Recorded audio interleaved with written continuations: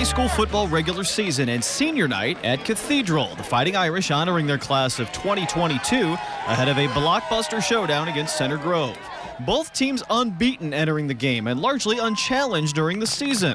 Both ranked number 1 as well, Cathedral in 5A, Center Grove in 6A, and both are defending state champs. The muddy field conditions definitely played a factor all night. The torn-up turf at Arlington kept either team from making much progress in the first half. But credit also to both defensive units, which have been solid all season. The final minute of the first quarter saw Cathedral's D come up with the night's first big play. The punt blocked by Jeffrey Utzinger, and fellow senior Mikey Green comes up with it deep in CG territory. The Irish would open the second quarter with only a field goal from that turnover, though, and a 3-0 lead.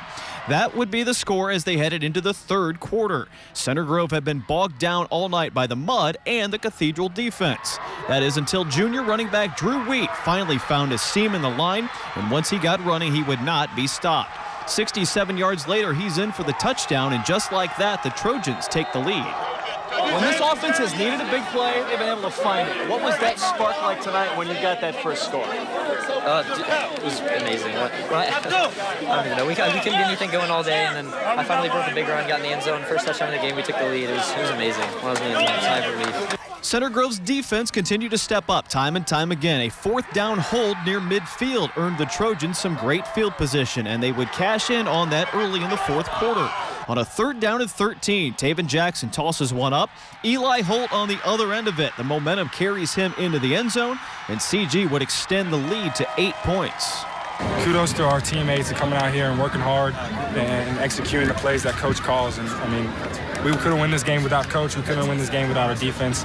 So, I mean, I think we're a great team, and we have more room to grow, but I think we did our part today to win the game. More defense down the stretch. Cathedral was unable to get anything going against the Center Grove front.